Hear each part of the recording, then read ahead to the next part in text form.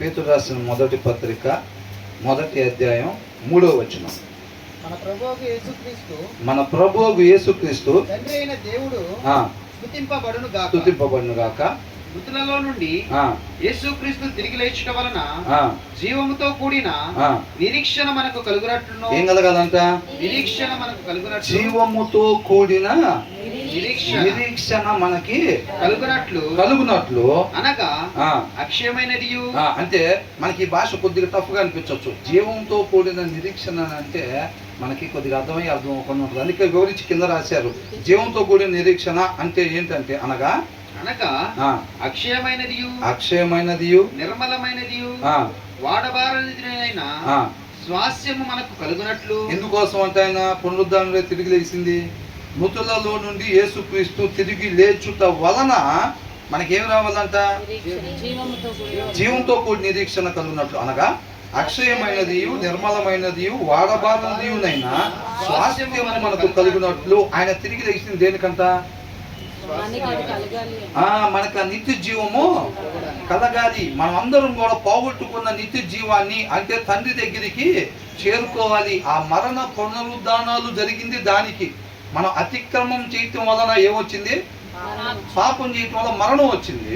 ఆ మరణం వల్ల ఎవరు కూడా ఆయా తండ్రి దగ్గరికి చేరుకోలేని పరిస్థితి. అంటే ఆ ఏదైనా దగ్గర నుంచి తండ్రి దగ్గర నుంచి దూరం అయిపోయి ఆ గేట్లు వేసేసారు కదా, దేవదూతలు ఉన్నారు కదా, అక్కడ ఏం చేయాలి? పరిశుద్ధమైన రక్తం దాని మీద ప్రోక్షింపబడాలి. మీకు అర్థమవటం కోసం నేను చెప్పేదాన్ని. అర్థమవుతుందండి? ఆ గేట్లు మన తెలివితేటతో మన బలంతో తెలుసుకునేవి కాదనమాట. ఆ పాపాన్ని ఆ మరణాన్ని తీసివేయాలి. తీసివేస్తేనే ఆ గేట్లు ఓపెన్ అవుతాయి అన్నమాట. ఆ పరిశుద్ధమైన రక్తం ద్వారా బలియాగం ద్వారా ఏం చేశాడంటే యేసుక్రీస్తు వారు మరలా తండ్రి దగ్గరికి ఆయన కుమారులైన మనం ఆయన కుమార్తెలైన మనం తండ్రి దగ్గరికి సమాధాన పడి ఆయన దగ్గరికి వెళ్ళటం కోసం ఏం చేశాడు? ఈ బలియాగాన్ని చేశాడు అన్నమాట. అతిక్రమం చేసాం కదా, కాబట్టి ఆ అతిక్రమం ఇంకా చేయకుండా దానికోసం ఆయన పరిహారం చెల్లించేసి పునరుద్ధానులై తిరిగి లెగిసి తండ్రి దగ్గరికి చేరుకుని మనకి మార్గాన్ని చూపించాడు. అంటే ఒకళ్ళు చనిపోయి మరలా బ్రతకటం ద్వారా తండ్రి దగ్గరికి చేరుకోవచ్చు అన్నమాట. అంతేనా? ఎంతమందికి అర్థమైంది? మనం పండు తిన్న తర్వాత తండ్రి దగ్గరికి ఎలా చేరుకోవాలో మార్గం ఎవరికి తెలియట్లేదు. ఆ పాపం నుంచి ఎలా బయటపడాలో తెలియట్లేదు. మరణాన్ని ఎలా జయించాలో తెలియట్లేదు. అప్పుడు ఎవరినైతే మనం గుండెల మీద తన్నామో ఆయన మనల్ని ప్రేమించి, ఎవరంటే ప్రేమించింది? ఎవరినైతే గుండెల మీద తన్నామో ఆయన మనల్ని ప్రేమించి, ఆయనలాగా మనం ఉండాలంటే మనకి ఎవరైతే అన్యాయం చేశారో వాళ్ళు మనం ఏం చేయాలి? ప్రేమించాలి. మన శత్రువులు మనం ఏం చేయాలి? ప్రేమించాలి. మన ఇబ్బంది పెట్టిన వాళ్ళు మనం ప్రేమించాలి. కాబట్టి ఎవరినైతే గుండెల మీద తన్నామో ఆయన మనల్ని ప్రేమించి ఆయన కుమారుని పంపించి, నా కుమారులు నా కుమార్తెలు వాళ్ళు అక్రమం చేశారు, అవిధేయత చూపించారు, అంత మాత్రం వదిలేశాడా? వదిలేయలేదు. ఆయన కుమారుని పంపించి ఆ మార్గాన్ని చూపించాడు. మనమందరం దిక్కుతోచున్న స్థితిలో ఉన్నప్పుడు ఏం చేశాడు? మార్గాన్ని చూపించాడు. మనిషి ఉండాల్సింది అక్కడ కాదు, తండ్రికి దూరంగా కాదు ఉండాల్సింది, తండ్రితో పాటు యుగయుగాలు ఉండాలన్నమాట. దానికోసం మనిషిని తయారు చేశాడు. కాబట్టి ఆయన కుమారుణ్ణి పంపించి మన కోసం మనం చేసిన తప్పులకి, దోషాలకి, అతిక్రమాలకి శిక్ష ఆయన అనుభవించేటట్టుగా చేశాడు. అంతగా దేవుడు మనల్ని ప్రేమిస్తాడు. మన కుమార్తెను పంపిస్తామా వేరే వాళ్ళ రక్షణ కొరకు? ఆయనలో నాటబడి అనేక మంది మిషనరీలు వచ్చి వాళ్ళ ప్రాణాలు అర్పించారు మన కోసం, మన రక్షణ కోసం. అర్థమవుతుందండి? ప్రాణాలని పట్టించుకో. ఇక్కడ ఈ లోక సంబంధంగా ఎవరైతే ప్రాణాలు కావాలని కోరుకుంటారో వాళ్ళు దాన్ని పోగొట్టుకుంటారు అని రాస్తుంది. అవునా? కాబట్టి మనం ఏం చేయాలంట? ఒకరు చనిపోయి, యేసుక్రీస్తు చనిపోయారా లేదా? పునరుద్ధానులై తిరిగి లేగొట్టడం వలన మరలా తండ్రి దగ్గరికి చేరుకున్నాడు. కాబట్టి అదే మార్గం అన్నమాట. మనం ఏం చేయాలి?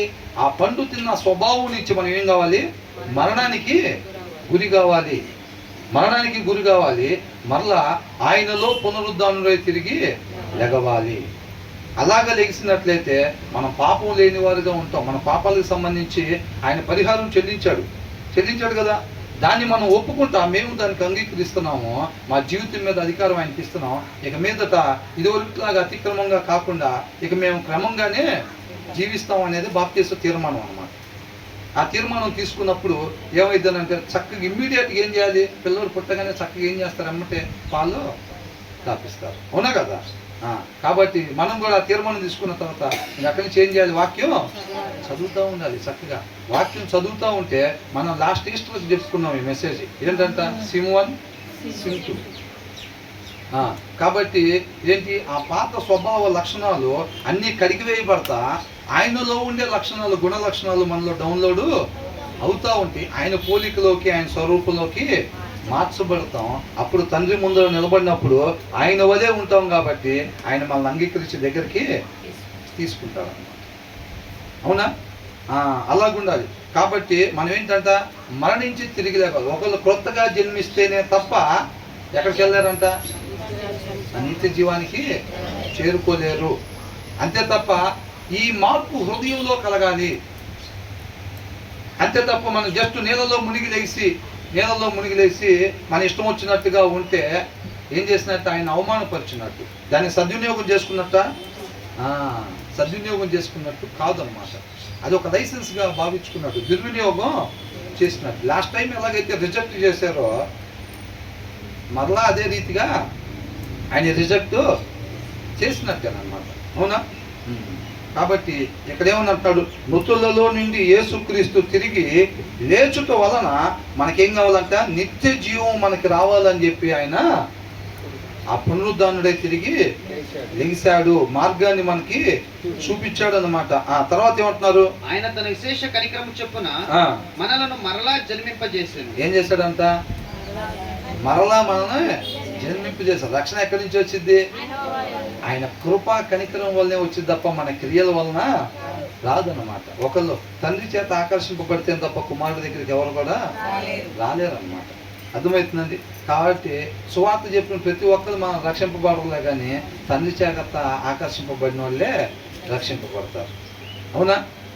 తర్వాత ఏమనుంది, కడవరి కాలమందు బయలుపరచుటకు సిద్ధముగానున్న రక్షణ మీకు కలుగునట్లు మనకి కలగాలని విశ్వాసము ద్వారా, దేని ద్వారా, అది అండర్లైన్ చేసుకోవాలండి. మెయిన్ అంతా దాని మీదే డిపెండ్ అయి ఉంది, అర్థమవుతుందండి. ఆయన్ని పునరుద్ధానుడు, ఆయన చనిపోయి పునరుద్ధానుడై తిరిగి లెగిసిన వాళ్ళు ఆయన కల్లారా చూసినా నమ్మి విశ్వసించకపోతే నిత్య జీవానికి వెళ్ళరు, అర్థమవుతుందండి. ఆయనతో పాటు ఆహారం తిని ఉండొచ్చు కాక, ఆయనతో పాటు ఉండొచ్చు కాక, ఆయన టైంలో జీవించి ఉండొచ్చు కాక, అదే కాలనీలో ఉండొచ్చు కాక, నమ్మి విశ్వసించకపోతే ఏం లేదంట, నిత్య జీవము లేదు. ఇదే మార్గము, వాక్యమే మార్గము. కాబట్టి నేను దీన్ని అనుసరిస్తే తప్పకుండా నేను నిత్య జీవానికి, తండ్రి దగ్గరికి చేరుకుంటాను అనే ఒక విశ్వాసం ఉంటే, విశ్వాసం ఎవరికి ఉంది అని అంటే దీని ప్రకారంగా నడుచుకుంటూ ఉంటారు చూసారా, వాళ్ళ జీవితాల్లో వాక్యాన్ని అనుసరించడమే వాళ్ళ జీవిత విధానంగా ఎవరిదైతే కనపడిద్దో వాళ్ళు విశ్వసిస్తున్నట్టు, అర్థమవుతుందండి. విశ్వసించే వాళ్ళే దాని ప్రకారంగా నడుచుకుంటారు. దీని ప్రకారంగా నడవటం అంటే ఏంటి, మరణం తర్వాత ఉండే దాని వైపు చూపు నిలబెట్టే వాళ్ళే నడుస్తారు అట్లాగా. ఈ లోకంలో ఉన్న దాన్ని చూసేవాళ్ళు దీని ప్రకారంగా నడవలేరు, అర్థమవుతుందండి. దీని ప్రకారంగా ఏముంటుంది, 2 అంగీలు ఉంటే అంగీ లేనోడికి ఇవ్వమంటుంది. మరి ఇప్పుడు మనకు అంగీలు తయారవుతాయా, ఎక్కువ 50 జతలు ఉన్నాయి, 150 జతలు ఉన్నాయి, 3 హారాలు ఉన్నాయి, 20 జతలు చెప్పులు ఉన్నాయి. ఏంటంట, ఉంటాయా అట్లాగా, ఉంటాయా, ఉండవు. లోకం ఏం చెప్పిద్ది, ద విక్టిల్ మ్యాన్ అంట క్రావ్స్ అని అంట, ఇంకా కావాలి, ఇంకా కావాలి, ఇంకా కావాలి, ఇంకా కావాలి. ఫస్ట్లో నేను అనుకునేవాడిని,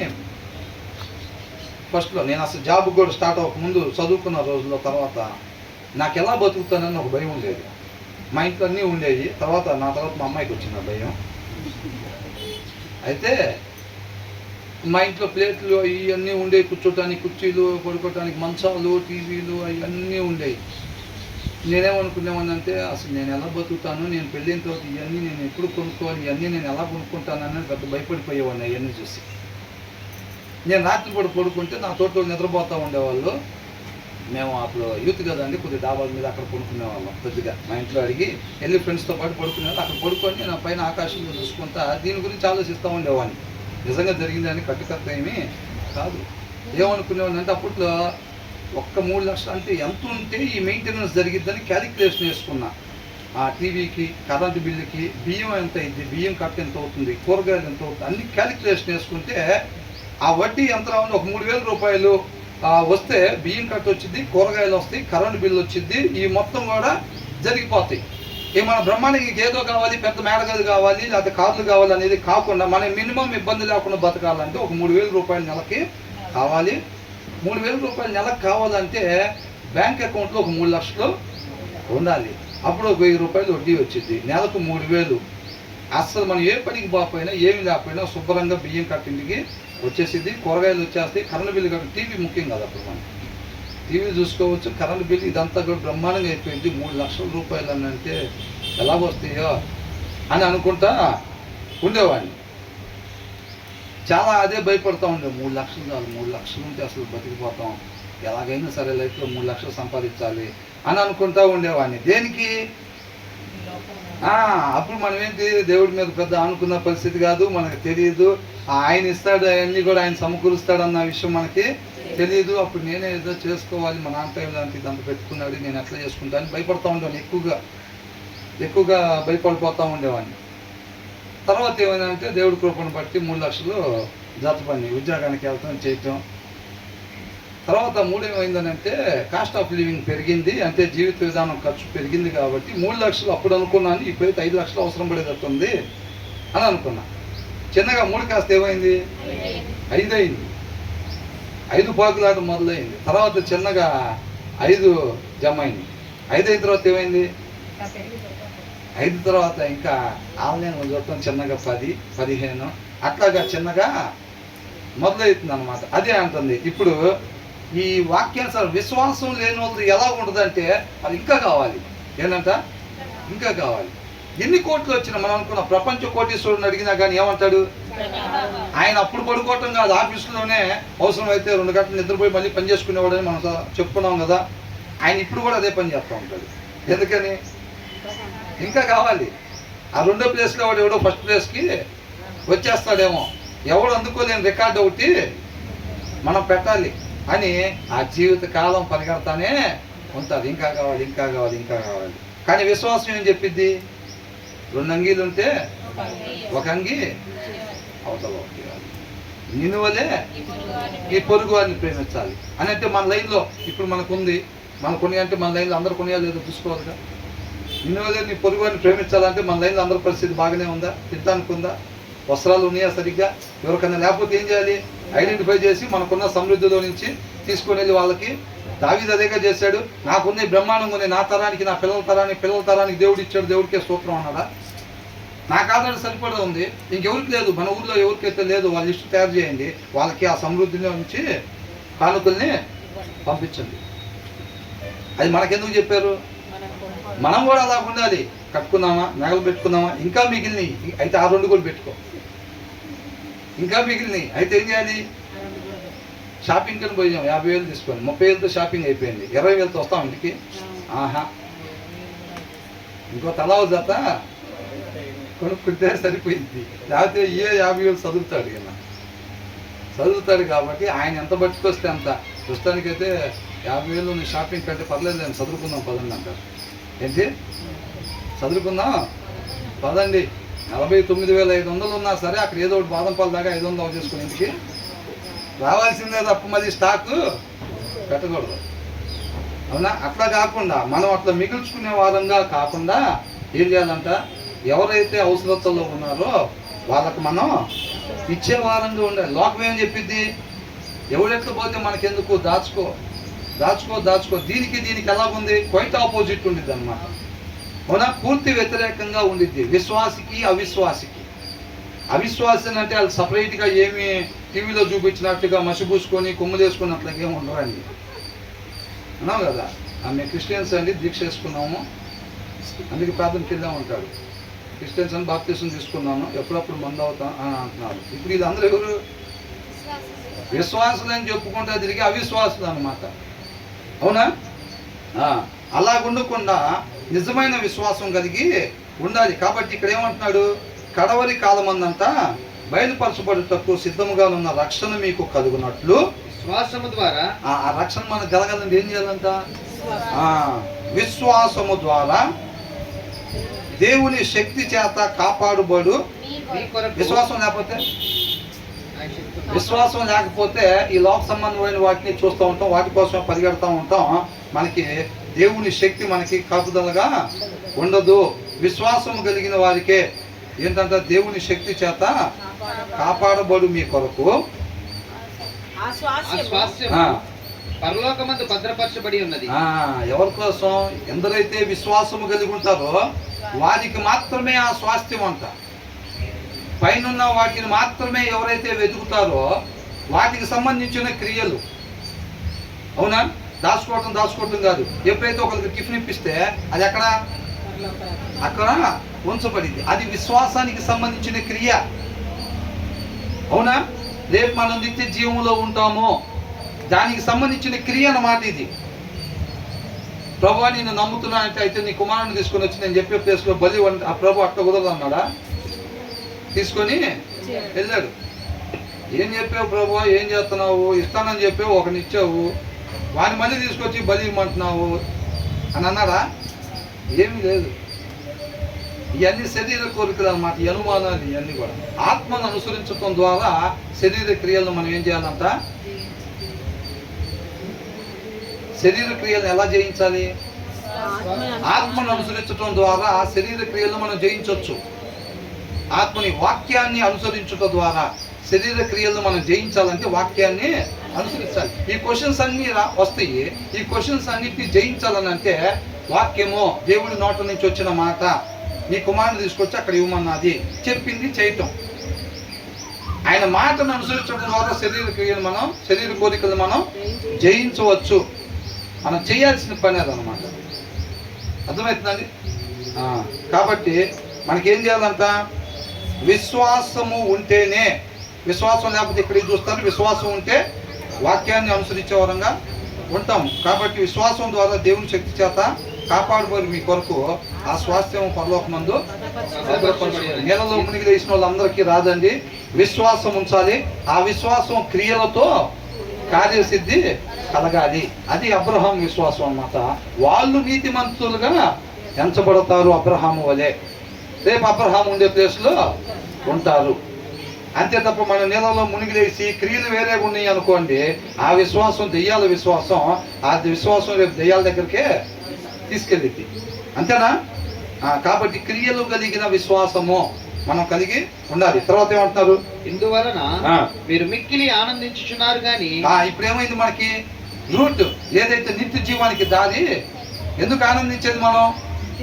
అప్పుడు దాకా మనం ఏం చేసాం? అవిధేయత చూపించి మరణాన్ని తీసుకొచ్చుకున్నాం. దారి తెలియట్లేదు. తండ్రి దగ్గరికి దారి తెలియట్లేదు. జీవం తెచ్చుకోవడానికి దారి తెలియట్లేదు. దారి తెలియని స్థితిలో ఉన్నప్పుడు యేసుక్రీస్తు వారు వచ్చి మరణాన్ని జయించి పునరుద్ధానంగా తిరిగి లెగిసి మనకేం చూపించాడు? దారి చూపించాడు. ఎస్, ఇక మన తండ్రి దగ్గరికి వెళ్తానికి దారి దొరికింది. మనకి విశ్వాసం ఉంటే చాలు. మన విశ్వాసం ఉంటే దానికి సంబంధించిన క్రియలు. నేను నమ్ముతున్నాను డాడీ, నేను దూకను అనుకున్నాం కదా. పాప ఇప్పుడు అక్కడ ఉండి దూకమ్మ నేను పట్టుకుంటాను అంటే, ఏం నన్ను నమ్మట్లేదు అంటే, నమ్ముతున్నాను డాడీ అంటే మరి దూకంటే అమ్మో నేను దూకనన్నా అంటే నమ్ముతుందా? ఆ నమ్మకం కాదు. విశ్వాసము అని అంటే ఆయన ఏదైతే చెప్తున్నాడో అది చేయటం. అర్థమవుతుందా? ఆయన ఏం చెప్తున్నాడు? ఇదిగో మీ చేతిలో ఉంది కదా, ఇదే ఆయన చెప్తున్నాడు. ఈ రీతిగా ఉండని ఆయన చెప్తున్నాడు. అర్థమవుతుందా? ఇలాగ ఉంటే మీరేమవుతారంట? నిత్య జీవాన్ని. విశ్వాసం ఉంటే దాని క్రియలు కనపడాలి. నువ్వు నమ్మితే నువ్వు దూకాలి. అవునా? నువ్వు నమ్ముతుంటే దీన్ని అనుసరించాలి. ఆ క్రియలు నీలో కనపడాలి. దీన్ని నువ్వు అనుసరించట్లేదంటే నమ్మట్లేదని అర్థం. అవునా కదా? కాబట్టి ఏంటంట? ఇందువల్ల మీరు మిక్కిలి ఆనందించు. దారి దొరికింది కాబట్టి ఇక మనకు ఆనందం. అవసరమును బట్టి నానా విధములైన శోధనల చేత ఏమైందంట? అవసరతను బట్టి మనకి నానా విధములైన శోధనల చేత ప్రస్తుతమును కొంచెము కాలము మీకు దుఃఖము కలుగుచున్నది. ఏంటంట? ఎస్, రూట్ దొరికింది, ఇక పరిగెత్తుకుంటూ వెళ్తమే. ఏదంటే ఏం కలిగిందంట? దారిలో ఏమంటాయి అంట? నానా విధములైన శోధనలు కలుగుతాయి. మరి మన విశ్వాసం టెస్ట్ చేయాలి కదా. విశ్వాసం ఉందా? నమ్ముతున్నారా, విశ్వసిస్తున్నారా అంటే చేతులు అందరూ ఎత్తుతారు. అవునా? మరి చేతులు ఎత్తిన వాళ్ళందరికీ గేట్లు ఓపెన్ చేసి లోపల పంపిస్తారా తండ్రి దగ్గరికి? టెస్టింగ్ ఉండిద్ది అక్కడ, పరీక్ష. ఆ పరీక్షలో నిలబడిన వాళ్ళకే లోపలికి ఎంట్రన్స్. నువ్వు ఇండియన్వేనా అంటే అవునండి అంటే ఆ పదా లోపలికి అంటారా? ఆధార్ కార్డు అంటారా? ఆధార్ కార్డుది. ఫ్లైట్లో ఎక్కినా సరే ఆధార్ కార్డు చూపించాలి, ప్రూఫ్. మనం కూడా రేపు తండ్రి దగ్గరికి వెళ్ళాలంటే ఏం చేయాలంట? విశ్వసించాలి. అవునా? విశ్వాసం ఉందా? ఉందండి, పదా లోపలికి కాదు, టెస్ట్ చేస్తారన్నమాట. ఆధార్ కార్డు చూసినట్టుగా, ఆధార్ కార్డు చూసినట్టు. దేని ద్వారా? దేని ద్వారా? శోధనల ద్వారా. దేని ద్వారా అంట? ఇప్పుడు మందు తాగావా అంటే తాగలేదండి అంటాడు. ఇలా ఇలా ఇలా ఇలా వచ్చేసి టెస్టింగ్ చేస్తారు కదా పోలీసులు. ఏంటి మందు తాగావా అంటే తాగలేదండి నేను తలకాయ కూర్చోడు. ఏదో ఒకసారి ఊదు అని అంటారు. ఊదగానే వెళ్తారా లేదా? అట్లాగా ప్రతి దానికి కూడా చెక్కింగ్ ఉండిద్ది అనమాట. వీళ్ళు కూడా విశ్వాసం ఉందా అనగానే ఉందనగానే లోపలికి ఏం పంపిరు. కాబట్టి అక్కడ ఏం చేస్తారంటే శోధనల ద్వారా ఏం జరిగింది? శోధన ద్వారా నానా విధములైన శోధనల చేత ప్రస్తుతమున కొంచెము కాలము మీకు దుఃఖము కలుగుచున్నది. కొంచెం కాలం అంట ఆ టెస్టింగ్ మనం ఎదుర్కోవాలి. మనం ఒకటే గుర్తుపెట్టుకోవాలి, శోధన కలిగిన ప్రతిసారి టెస్టింగ్ జరుగుతుంది అనుకోవాలి. అది ఎగ్జామ్ అన్నమాట. శోధన వచ్చిన ప్రతిసారి ఏంటి? ఎగ్జామ్. అది దాన్ని మనం దృష్టిలో పెట్టుకోవాలి. కాబట్టి కింద ఏమంటున్నారు? సువర్ణము అగ్ని పరీక్ష వలన శుద్ధపరచబడుచున్నది కదా. గోల్డ్ ఏం చెక్ చేస్తారు? మనం గోల్డ్కి అది ఇది ఇది అది వేసి పొలవ చేసుకెళ్తాం హారాన్ని. అది అమ్మట దాన్ని కాటాలు వేసి దాన్ని అంత డబ్బులు ఇచ్చేస్తారా? అది ఏం చేస్తారు? ఇది మొత్తం బంగారమేనా కాదా అని చెప్పి దీంట్లో వేస్టేజ్ ఏమైనా ఉందో అని ఏం చేస్తారు? ఫైర్ చేస్తారు. దాంట్లో వేస్టేజ్ మొత్తం పోయిద్ది. ఈ విశ్వాసాన్ని శోధనల ద్వారా ఏం చేస్తారంట? ఫైర్ పరీక్షిస్తారు అనమాట. అంటే మనకు శోధన వచ్చిన ప్రతిసారి మనం ఏమనుకోవాలి? టెస్టింగ్లో ఉన్నాము. అర్థమవుతుందండి? పరీక్ష జరుగుతుంది అనేది మనం గుర్తుపెట్టుకోవాలి. శోధన వచ్చిన ప్రతిసారి కూడా దాన్ని జయించామంటే యేసన్న గారు రాశారు కదా, ఎట్లా మారిపోతా ఉంటా? సువర్ణం వలె మారిపోతాం. కాబట్టి మన శోధనని జయించేవారిగా ఉండాలి. నిజమైన విశ్వాసమే నిలబడిద్ది. తెల్ల చీరలు కట్టుకొచ్చి ఇక్కడ పాటలు పాడి మొక్కలు ఎట్టుబెట్టి అట్టుబెట్టి అంతరంగంలో మాత్రం వాక్యం లేని వాళ్ళు అందరూ తేలిపోతారు అక్కడ. అర్థమవుతుందండి? 5,000 మందికి పోస్టులు ఉంటే 50,000 మంది ఎగ్జామ్ రాస్తారు. మిగతా 45,000 మంది ఎక్కడ తేలిపోతారు? అట్లా తేలిపోతారు. ఇప్పుడు చర్చిలు నిండిపోతున్నాయి చూసారా? అందరికీ ఉండదు అక్కడ, అందరికీ ఉండదు. ఇక్కడ వారిని వాళ్ళు మోసం చేసుకునే వాళ్ళు, పాస్టర్ గారిని మోసం చేసే వాళ్ళు ఉంటారు కదా, వాళ్ళందరూ కూడా ఎక్కడ తేలిపోతారు? తేలిపోతారా లేదా? కాబట్టి దీన్ని జాగ్రత్తగా పెట్టుకోవాలి. నటనా జీవితం విశ్వాసం ముసుగేసుకున్నాం అనుకో, అది అక్కడ తేలిపోయింది, ఒరిజినాలిటీ బయటపడిద్ది. ఆ రోజు సిగ్గుపడే పరిస్థితి అయింది. అర్థమవుతుందా? శాశ్వత నష్టం ఎదుర్కొనే పరిస్థితి అయింది. ఎవరు మోసపోతారు అప్పుడు? జనాలు మోసపోతారా? ఎవరు మోసపోయేది?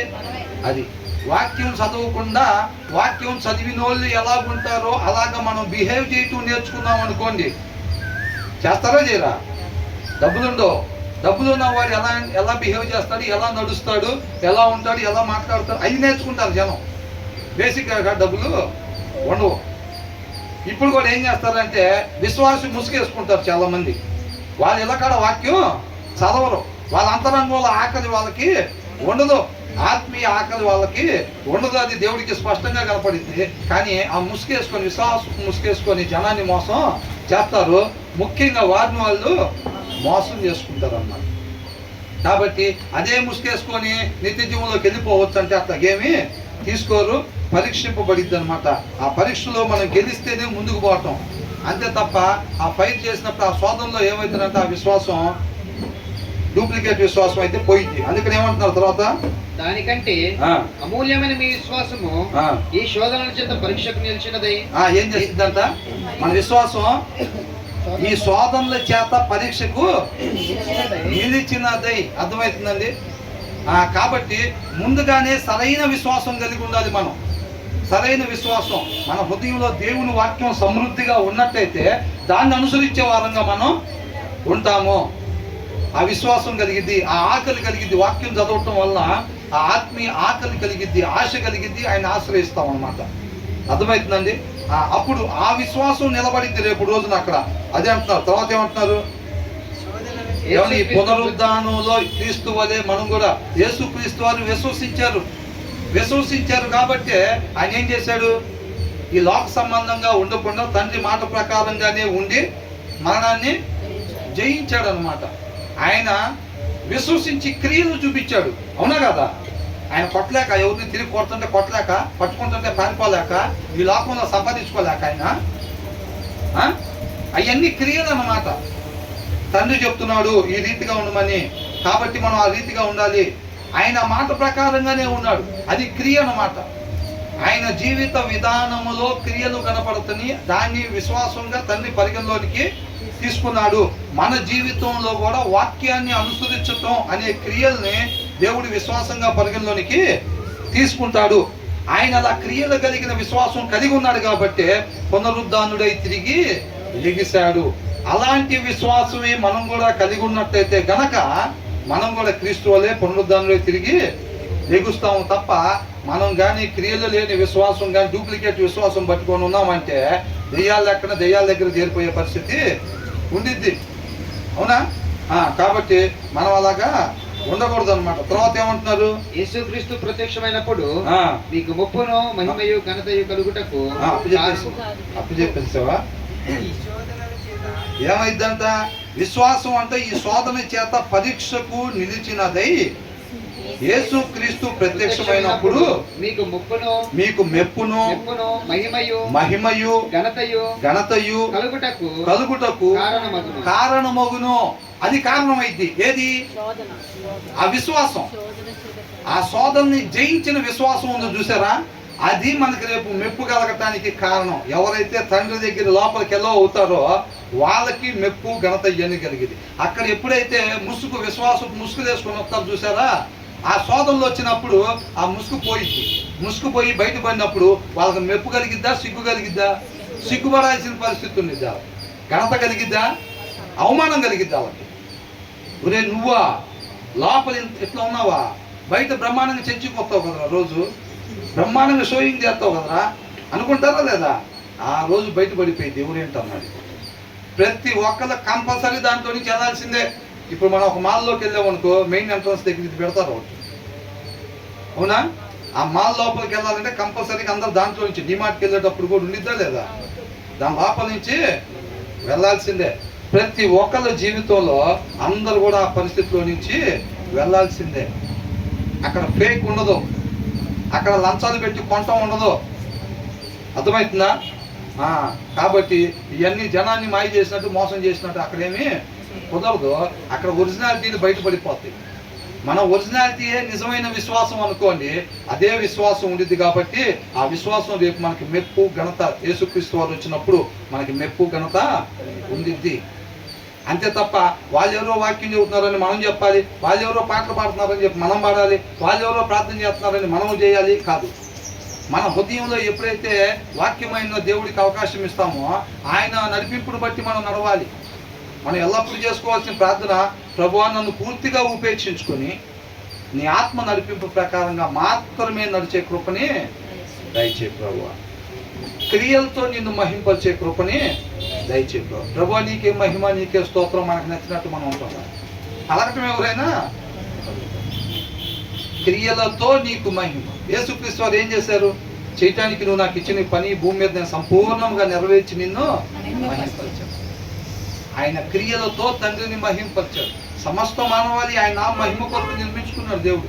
కాబట్టి నీకే మహిమ, నీకే స్తోత్రాలని నోటితో చెప్పడం కాదండి, మన జీవిత విధానం ద్వారా ఆయన మహింపరిచే వారంగా ఉండాలి. అది క్రీస్తు వలె జీవించడం. దానికి కొంచెం లోతైన వాక్య సారాంశం మనకి కావాలి. పైపైన ఎందుకు బ్రదర్ అంత మనకు అవసరం అసలు ఏదన్నా పైపైన 4 పాటలు, ఒక పావుగంట ప్రార్థన, ఒక 20 నిమిషాల వాక్యం సరిపోదా అని? సరిపోదా? అర్థమవుతుందిగా. ఆ శోధనలు ఎదుర్కోవాలంటే ఎలాగా? అవునా కదా? బలం లేకపోతే ఏమి ఎదుర్కొంటాం? మన చుట్టూ అనేక మంది ఉంటారు. ఇటు పక్కన 3 స్టేట్లు బిల్డింగ్ వేసే ఆయన ఉంటాడు, ఇంటి ముందు పెద్ద కారు కొనే ఆయన ఉంటాడు, ఇటు పక్కన చూస్తే ఒక లగ్జరీ లైఫ్ అనుభవించే ఆయన ఉంటాడు. వెనకాల చూస్తేనే ఒక బాగా పదవులు సంపాదించుకొని బాగా అందరి చేత పెద్ద మనిషి అనిపించుకునే మన చుట్టూ ఉంటారు. వీళ్ళ మధ్యలో మనం ఎలా ఉండాలి? క్రీస్తు వలే ఉండాలి. క్రీస్తు ఎక్కడ ఉన్నాడు? పరలోకంలో ఉన్నాడు. అట్లాగా ఈ లోకంలో ఏ రీతిగా ఉండాలో ఆయన జీవించి మనకు చూపించాడు. యేసుక్రీస్తు వారి పక్కన లేరా ధనవంతులు, ఈర్ష్యపరులు, స్వార్థపరులు లేరా? వాళ్ళందరంగా ఈయన సిలివేసింది, అవునా కదా? కాబట్టి వాళ్ళందరి మధ్యలో ఆయన తండ్రి ఇష్ట ప్రకారంగా జీవించాడు. మనం కూడా ఎక్కడ జీవించాలి? రేపు నిత్య జీవంలో ఎరగదీస్తా కాదు, ఆడికి వెళ్తే కదా ఎరగదీయటానికి. ఏదో నుంచి ఇక్కడ ఎరగదీస్తేనే అక్కడికి ఎంట్రన్స్, లేకపోతే లేదు. కాబట్టి మనం విశ్వాసము కలిగి ఉండాలి. ఆ విశ్వాసం కోసం పునరుద్ధానుడై ఆయన తిరిగి లెగిశాడు. అప్పుడు మన నిరీక్షణకి ఆధారం కలిగింది అన్నమాట. ఆధారం కలిగిందా లేదా? మన నిరీక్షణ రేపు ఆయనతో పాటు యుగ యుగాలు ఉంటామనేది మన నిరీక్షణ. ఆయన ఎప్పుడైతే ఆ మార్గం చూపించి ఆ విశ్వాసాన్ని, క్రియలతో కలిగిన విశ్వాసాన్ని కనపరిచి చనిపోయి పునరుద్ధానుడు తిరిగి లేచి తండ్రి దగ్గరికి వెళ్ళిన తర్వాత ఎస్ అది నిజం, అవునా? మన నిరీక్షణకి ఆధారం దొరికిందనమాట. అందుకని మనం ఆనందించాలి. అంత మాత్రమే కాదు, ఆ విశ్వాసం పరీక్షించబడిద్దని దేవుడు ముందుగానే మనకు తెలియపరుస్తున్నాడు. ఆయన కృపను బట్టి. తెలియపోతే ఏమైంది? అది నిజంగా ఉండాల్సిన అవసరం ఏంది? ముసుకేసుకుంటూ వెళ్ళిపోవా? పాలకలాగా ఎదకలా ముసుకేసుకుంటూ వెళ్ళిపోవా? విశ్వాసపు ముసుగు అని అనుకుంటాం. అట్లా కాదు, అక్కడ టెస్ట్ చేయబడతారు ప్రతి ఒక్కరు కూడా. శోధనల చేత పరీక్ష జరిగిద్ది విశ్వాసానికి. అది నిజంగా క్రియలు కలిగిన విశ్వాసం, క్రీస్తు వల్లే ఉండే విశ్వాసం, అబ్రహాం లాగా క్రియలు కలిగిన విశ్వాసం అయితేనే అక్కడ నిలబడిద్ది, లేకపోతే తేలిపోయిద్ది అన్న సంగతి ముందే ఆయన కృపను బట్టి మనకి తెలియపరిచాడు. కాబట్టి మనం చక్కగా మన వాక్యం చదివే వారంగా ఉండాలి. వాక్యం బాగా చదివేటప్పుడు ఆశ కలిగిద్ది, ఆయన ఆశ్రయిస్తాం. కాబట్టి నిజమైన విశ్వాసం కలిగి మనం ఉంటాం. ఆ క్రియలు కలిగి రేపు తండ్రితో పాటు యుగ యుగాలు ఉంటాం అన్నమాట. యేసుక్రీస్తు వారు వచ్చినప్పుడు ఆ మెప్పు, ఘనత, మహిమ మనకి కలిగిద్ది అన్నమాట. తర్వాత మీరు ఆయనను చూడకపోయినను ఆయనను ప్రేమించుచున్నారు. మనం ఆయన చూసావా? యేసుక్రీస్తు వారిని ఆ టైంలో మనం లేవుగా చూడటానికి. ఆయన చనిపోయినప్పుడు మనం ఉన్నాం అక్కడ. ఆయన పునరుద్ధారణలో తిరిగి లేచినప్పుడు మిగతా వాళ్ళకి కనపడినట్టు మనం చూసాం, ఆయన్ని చూడదా. అయినా మనం ఏం చేస్తున్నాం అంట? ఆయన మనం ఏం చేస్తున్నాం? ప్రేమిస్తున్నాం. ప్రేమిస్తున్నారు అంటే ఏంటి? ఒకళ్ళు ఆయన ప్రేమిస్తున్నారు అని అంటే ఆయన ఆజ్ఞల్ని గైకొనాలి. అంతేగా మన ప్రజగా చేస్తుంది ఏంటి? వాక్యాన్ని చదివి ఇది తండ్రి మాట, దీని ప్రకారంగా మనం నడుచుకోవాలి అని చెప్పి ఆయన ఆజ్ఞలు, ఆయన వాక్యానుసారంగా మనం జీవిస్తున్నాం. ఆయన్ని మనం చూడకపోయినా, మీరు ఆయన్ని చూడకపోయినాను ఆయన వాక్య ప్రకారంగా మీరు నడుచుకుంటున్నారు అని అర్థం. ప్రేమిస్తున్నారు అని అంటే అంతే కదా? మనం చూడలేదు ఆయన్ని, కానీ ఏం చేస్తున్నాం? మనం నమ్మి విశ్వసిస్తున్నాం. ఆయన పునరుద్ధానుడై తిరిగి లేచాడు.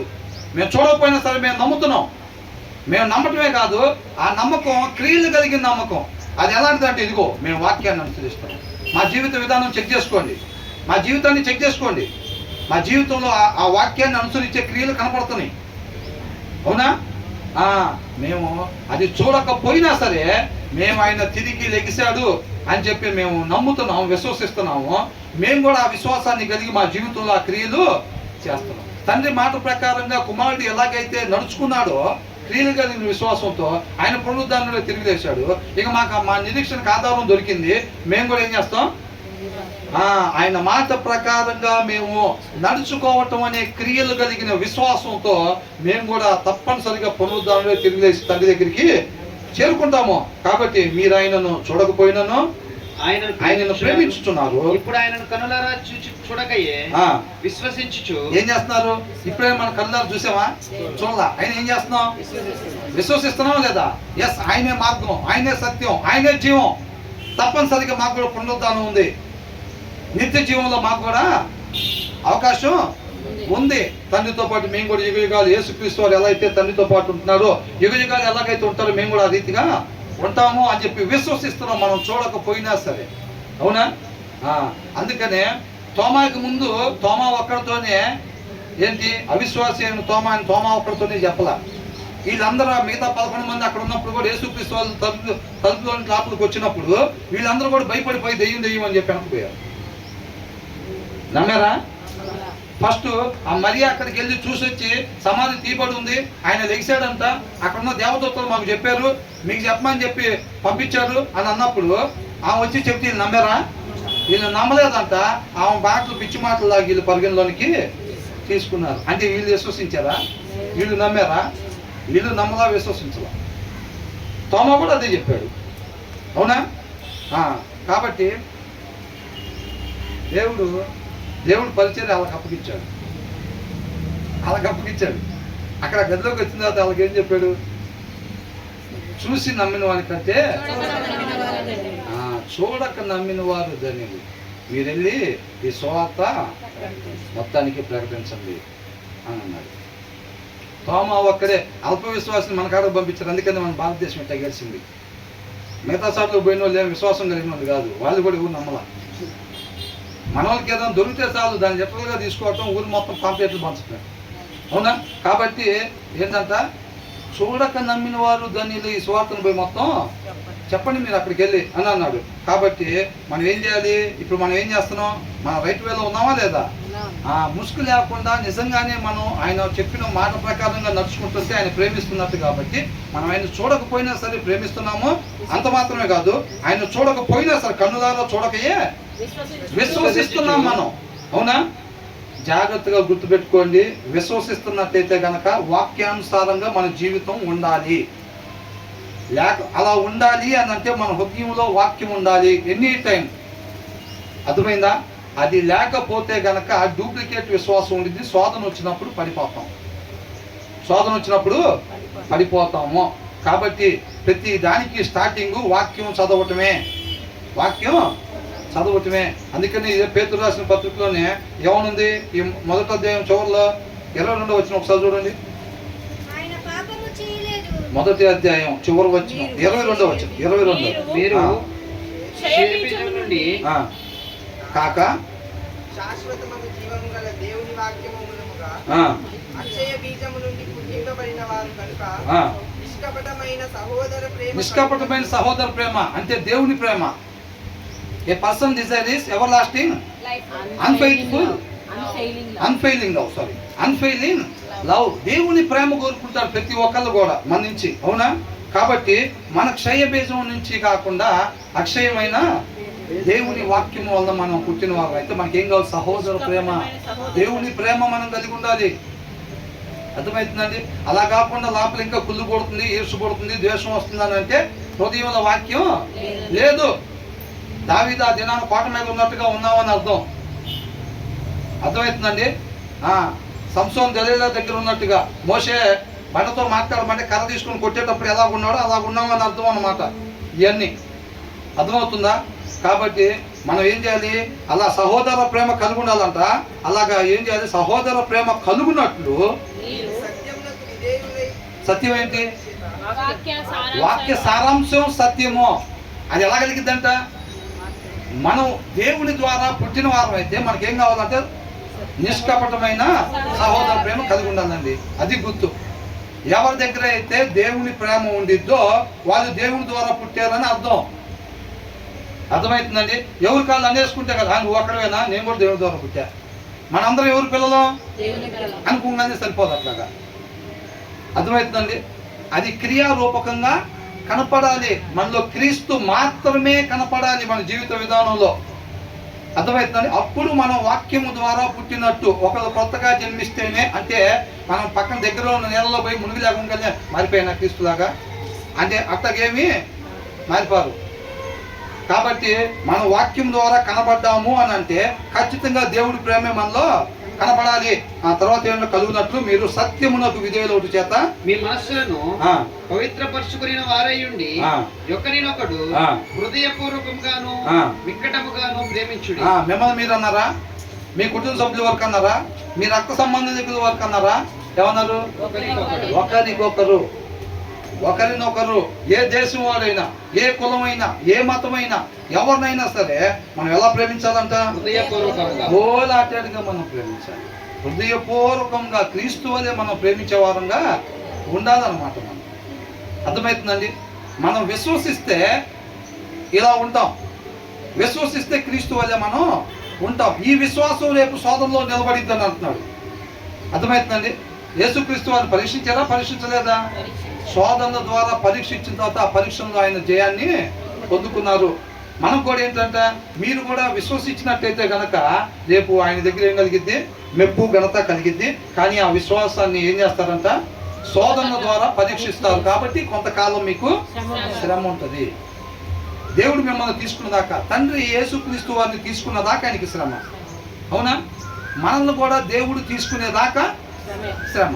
ఆయన ఎప్పుడు తీసుకుంటావు? ప్రభా ఎప్పుడు తీసుకుంటావు? నెల రోజులే తోచుకుంటావు ప్రభా. అలాగా అది మనకు అనవసరం. ఆయన ఎప్పుడు తీసుకుంటాడు? నెల ఉంచుతాడా, సంవత్సరం ఉంచుతాడా, 10 సంవత్సరాలు ఉంచుతాడా, మనకి అనవసరం. ఆయన ఉంచినంత వరకు కూడా మనం ఏం చేయాలి? ఈ కొంతకాలం శ్రమలు అనే శోధనని మనం జయించి విశ్వాసాన్ని ప్రూవ్ చేసుకునే వాళ్ళంగా ఉండాలన్నమాట. తర్వాత ఏమంటున్నారు? కాబట్టి అలాంటి కలవాలంటే సర్వశరీరులు ఏంటంట? వారి అందమంతయు గడ్డి పువ్వు వలె ఉన్నది. అట్ ద సేమ్ టైం చెప్తున్నారు, జరిగేది ఇది, ఉండాల్సిన విధానం ఇది. కానీ ఈ లోకంలో మాత్రం ఇలా ఉండిద్ది. అది రంగుల ప్రపంచంలా కనపడిద్ది. దాన్ని నమ్మబాకండి. అది ఎలా ఉంటుంది? ఫ్లీటింగ్ వ్యాపారం అని అనుకున్నాం కదా. అవునా? ఆవిరి లాంటిది. చూస్తే అది శాశ్వతం ఉండిద్ది అనుకుంటాం, కానీ క్షణంలో పోయిద్ది అన్నమాట.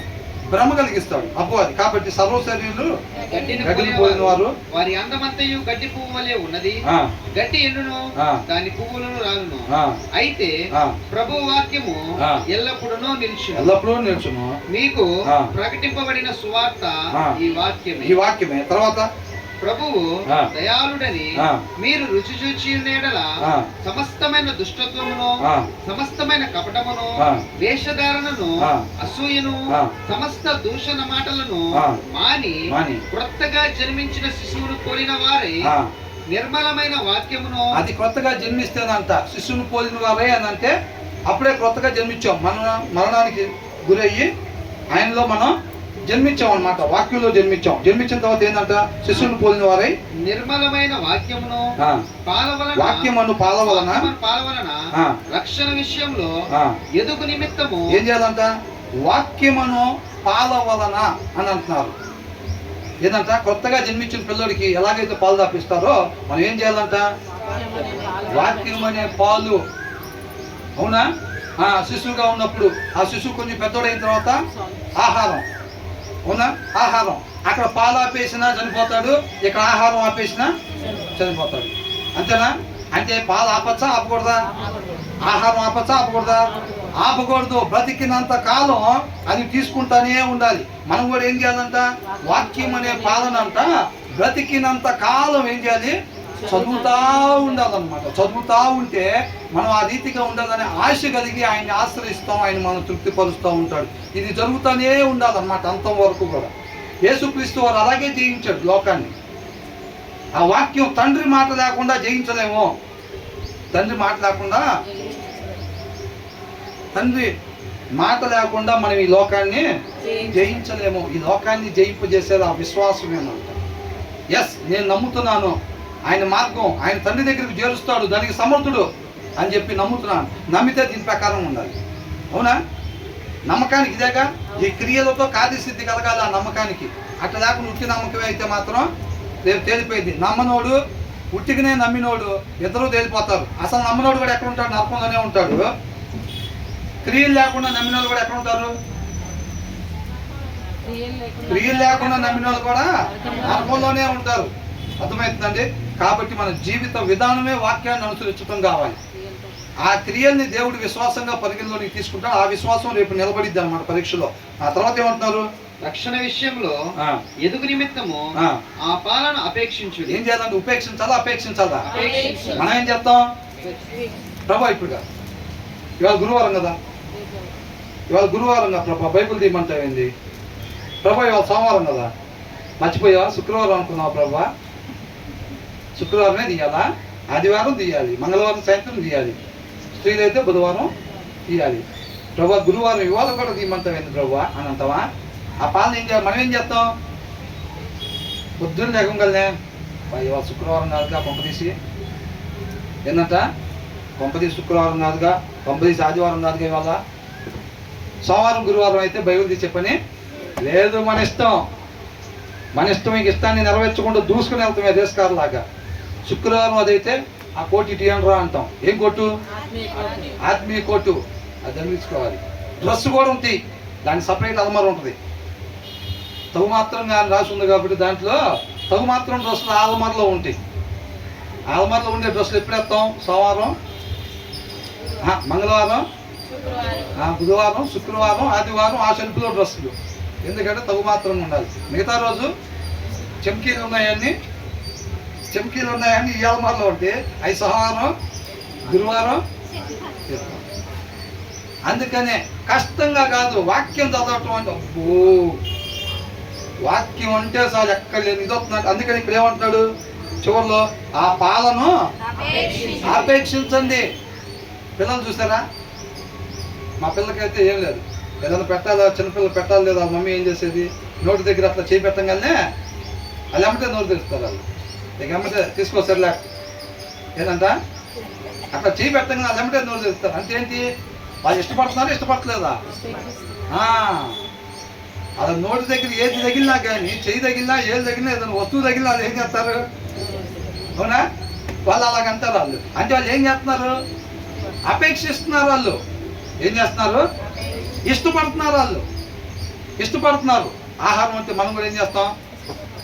వాక్యం అయిపోయిన తర్వాత బ్రదర్ అంటారు, మీకోసం టిఫిన్స్ ఏర్పాటు చేస్తున్నాను, వచ్చింది ఇప్పుడే విసులుదారు, మన ప్రతాపం ఏందో చూపెట్టాలి, అప్పుడు అపేక్షిస్తాం. ఇప్పుడు అన్నిందాక తగిన సమయంలో అన్నం ముగిస్తానని చెప్పాడు. ఇప్పుడు చూస్తేనే ఇంకా సరిగ్గా ట్రైనింగ్ ఇచ్చినట్లేదు ఆమెకి.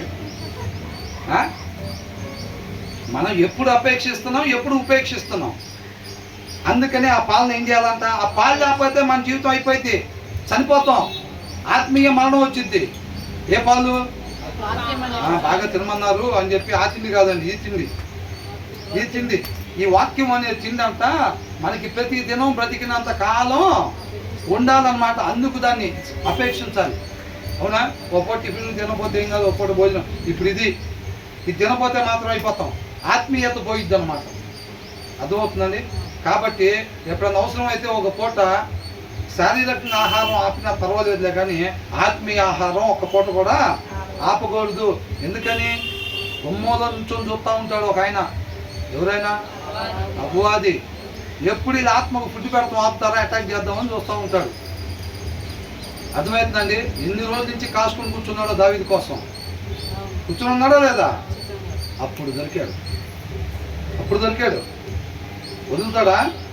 అంత మహింపరుస్తున్నాడు ఆయన. అసలు ఈయన పట్టాలని ఆ రోజు బిర్యానీ తిన్నట్టు ఫీల్ అయి ఉంటాడేమో కదా. అట్లా కాబట్టి గుమ్మం దగ్గర కాసుకొని ఉంటాడు. ఎవరు కనపడతలేదే అని అనుకోబాకండి. ఉంటాడా లేదా? మన విశ్వాసం ద్వారా ముందుకు కొనసాగాలి కాబట్టి ఉంటాడు. మన వాక్యం చదవకపోతే బ్రదర్కేం తెలియదుగా, మన పక్కన షోయింగ్ చేసే వాళ్ళకేం తెలియదుగా అని అనుకోవటం కాదు. ఖచ్చితంగా అపవాదికి తెలిసిద్ది. ఎప్పుడైతే ఆత్మీయంగా బలహీనంగా ఉన్నామో ఎమ్మటే నువ్వు ఏ ప్లేస్లో బలహీనంగా ఉంటావో కూడా మనకు తెలిసిద్ది.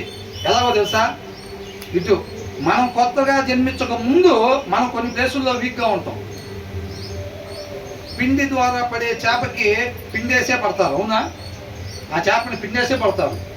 ఎర్రలు ఉంటాయి కదా, ఎర్రల ద్వారా పడే చేపకి ఎర్రలేసే పడతారు. అట్లాగే మనం కొత్తగా జన్మించక ముందు పాత లక్షణాలు ఉన్నప్పుడు కొంతమంది కొన్ని ప్లేసుల్లో వీక్గా ఉంటారు.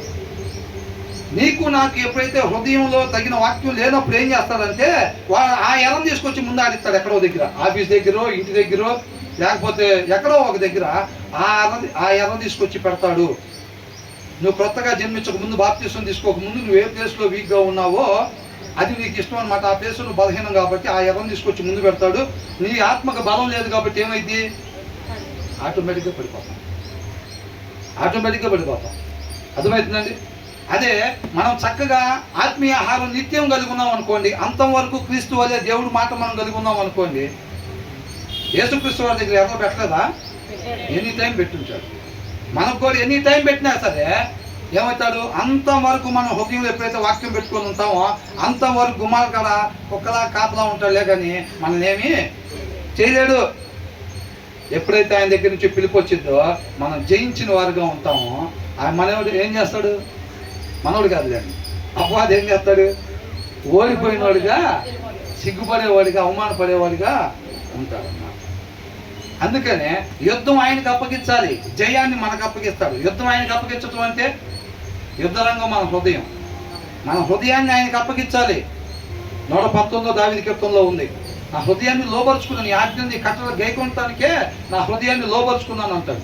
నీ ఆజ్ఞను నీ కట్టలు గైకొనటానికి నన్ను బ్రతికించు ప్రభు అని అంటాడు. యూత్ మీటింగ్లో ధ్యానించుకున్నాం ఫస్ట్ టైం. అర్థమవుతుందండి ఎంత అద్భుతంగా ఉందో. కాబట్టి మన హృదయం అనే యుద్ధ రంగం ఆయనకి అప్పగించాలి. యుద్ధం ఆయన చేసి విజయాన్ని మనకి అప్పగిస్తాడు. నెగ్లెక్ట్ చేసామంటే, నిర్లక్ష్యంగా ఉన్నామంటే, ఆత్మీయ సోమరులుగా రేపు చదువుదాంలే, రేపు వేద్దాంలే మోకాళ్ళు అనుకున్నామంటే మాత్రం ఏమీ లేదు. బండి తేడా పడిపోయిద్ది అంతే. తర్వాత ఏమంటున్నాడు? మనుషుల చేత అది కామన్ గానే జరిగిద్దిగా, అది కామన్ గానే జరిగిద్ది కదా. 2 అంగీలు ఉన్నప్పుడు వాక్యం ఏం చెబుతుంది? అంగీ లేనివాడికి ఇవ్వమంటుంది, ఒక అంగీ ఇస్తాం. ఇక్కడ పేదవాళ్ళు లాగా ఉంటాం, జనాలు దూరం పెడతారు. కామనేగా. పేదవాళ్ళు ఏమంటారు? అరే రారా పద్దాకి నా పక్కన రా అంటారా? అరే వాడు ఎందుకు రా బాబా, సరిగ్గా బట్టలే ఉండవు, వాడు ఏదో చిరిగిపోయిన సొక్క వేసుకొస్తాడు, వాడు నిన్న మొన్న వేసుకొచ్చిన షర్ట్ వేసుకొస్తాడు, మన పరుగు పోయింది ఎందుకు వాడని అంటారు. అంటారా లేదా? డబ్బులు లేని వాళ్ళు ఎలా చూస్తారు? చూడకనగా చూస్తారు. కాబట్టి మనుషుల చేత విసర్జింపబడినను దేవుని దృష్టికి ఏర్పరచబడినది. దేవుని దృష్టికి ఎలా ఉంటాం? ఈ వాక్యాన్ని అనుసరించేటప్పుడు దేవుని దృష్టికి ఎలా ఉంటామంట? ఏర్పరచబడిన వాళ్ళంగా మనం ఉంటాము. ఇంకా అమూల్యమును ఎలా ఉంటాం? అమూల్యమైనదిగా. అమూల్యమైన దాన్ని ఏడబడతారు, పడేస్తారా? అట్టబడేరు. అట్టగా అమూల్యమైన వాళ్ళంగా ఉంటాం. ఎప్పుడు వాక్యాన్ని అనుసరిస్తుంటే అమూల్యమైన దానికి ఏమి కాకుండా చూసుకుంటా ఉంటాడు. అందుకే నీతి మంతులను ముట్టుకుంటే ఆయన కనుగుడ్డును ముట్టినట్టు అని అంటాడు. అమూల్యమైన వాళ్ళంగా మనం లేవనుకోండి, ఏమైతే వాక్యాన్ని అనుసరించిన వాళ్ళంగా ఉంటే ఎవరో అప్పగించడం కాదు, మనల్ని దేవుడే తీసుకుని వెళ్ళి అప్పగిస్తాడు. కొద్దిగా సరి చేయండి అని అంటారు. సుత్తి పెట్టి అటు ఇటు కొట్టి నీట్గా సరి చేసి మళ్ళీ ఆకారంగా తీసుకొస్తే మళ్ళీ దేవుడు తెచ్చుకుంటాడు. మళ్ళీ వంక శాస్త్రాలు చేస్తాం అనుకోండి, మళ్ళీ తీసుకుని వెళ్ళి దాని కింద పెడతారు, సుత్తి కింద. మళ్ళీ పటా 2 దెబ్బలు కొడతారు. ఆర్థిక ఇబ్బందులు, లేకపోతే ఆరోగ్య ఇబ్బందులు, లేకపోతే ఏదో ఒకటి రాక ప్రభు అని అంట. ఓకే చాలా ఇంకా అందరూ మళ్ళీ తీసుకొచ్చి పెడతాడు. మళ్ళీ లైన్లో దింపుతాడు, మళ్ళీ లైన్లో పోతాం. వాడు ఏదో జిగిజిగా మనకి ఎప్పుడైతే వాక్యం తక్కువ అవగానే వాడు పక్కన పెట్టే కలర్ లైట్కి అమ్మటాడు, తిరుగుతాం. తిరగగానే ఏం చేస్తాడు? మళ్ళీ దాన్ని తీసుకెళ్ళి సుత్తి కింద పెడతాడు. దేవుడు ప్రేమించాడు కాబట్టి పెడుతున్నాడు. అవునా? కాబట్టి తర్వాత ఏమంటున్నాడు? అమూల్యమును దేవుని దృష్టికి ఏర్పరచబడినది అమూల్యమును సజీవమునైన రాయగు ప్రభువునొద్దకు వచ్చిన వారై యేసుక్రీస్తు ద్వారా మనం అంటే ఏర్పరచబడిన అమూల్యమైన సజీవమైన రాయిలాగా ఉంటామంట. అప్పుడు ఎప్పుడు వాక్యాన్ని అనుసరించేటప్పుడు యేసుక్రీస్తు ద్వారా దేవునికి అనుకూలమగు ఆత్మ సంబంధమైన బలులర్పించుటకు పరిశుద్ధ యాజకులుగా ఉండునట్లు. ఎవరంట? కాబట్టి ఇక్కడ నుంచో వాళ్ళు ఎప్పుడెప్పుడు వాక్యం చెప్పాలి, ఎప్పుడెప్పుడు అక్కడ నుంచో వాక్యం చెప్పాలి, ఎప్పుడెప్పుడు అక్కడ నుంచో సాక్ష్యం చెప్పాలి. ఇక్కడ కాదు.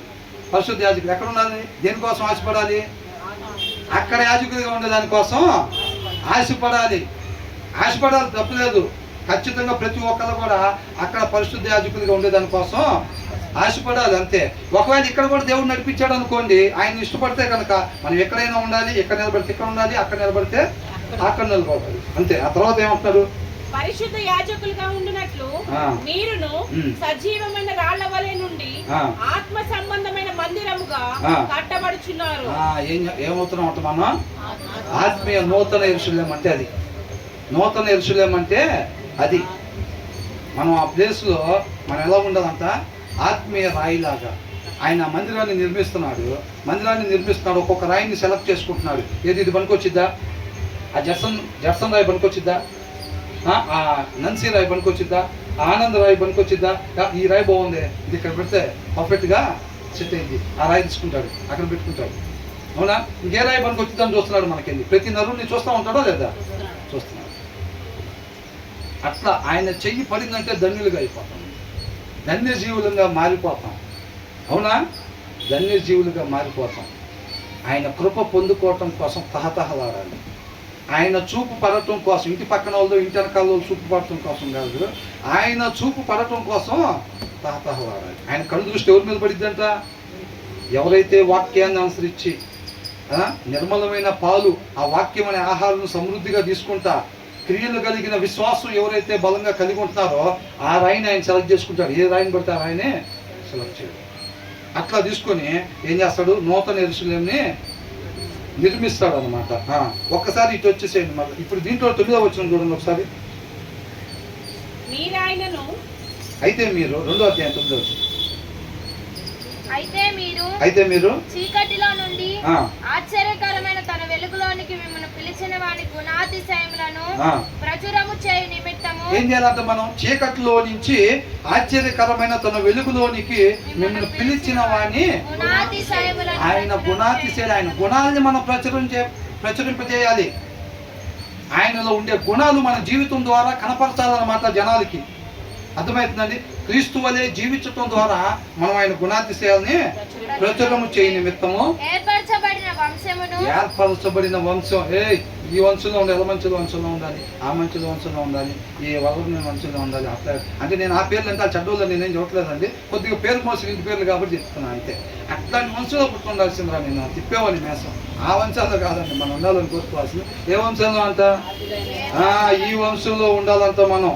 గుణాతిశయాలు ప్రచురం చేయ నిమిత్తం ఏర్పరచబడిన వంశమును. అది ఇక్కడ పదవుల కోసం కాదు, అక్కడ రాజులైన యాజక సమూహమును, పరిశుద్ధ జనమును, దేవుని సొత్తైన ప్రజలై ఉన్నారు. అబ్బా, ఆయన సొత్తు, వీళ్ళు నా సొత్తు అని ఆయన చెప్పుకునేటట్టున్నారు. అర్థమవుతుందండి? ఉండాల్సిన రీతిగా మాత్రమే ఉండేవాళ్ళు ఉన్నారు చూసారా, ఈ క్రమంగా ఉండేవాళ్ళు చూసారా. నా మాట ప్రకారంగా, నేను సృష్టికర్త, వాళ్ళ సృష్టి, నా మాట ప్రకారంగా నడుచుకునే ఈ జనం నా సొత్తు అని చెప్పి ఆయన గొప్పగా చెప్పుకునే జనాంగం ఉండాలి. అర్థమవుతుందండి? అలాగ మనం ఉండి జీవించేవాళ్ళం. వీటన్నిటికీ ఆధారం విశ్వాసం. విశ్వాసం ఉంటేనే మనం ఆ రీతిగా పైన వాటిని మాత్రమే వెతికే వారంగా ఉంటాము. విశ్వాసం లేకపోతే మనం ముసుగేసుకుంటే, విశ్వాసం ముసుగేసుకునే వాళ్ళ చూపు లోక సంబంధంగానే ఉండిద్ది, కొంతకాలం ఉండిపోయే వాటి మీదనే ఉండిద్ది. అలా కాకుండా మన శాశ్వతమైన దాని కొరకు మనం జీవించే వారంగా ఉండాలి. అలా ఉండాలని అంటే వాక్యమై ఉన్న దేవుని నిత్యం మన హృదయంలో కలిగి ఉండాలి. దేవునికి మహిమ కలుగుతుంది.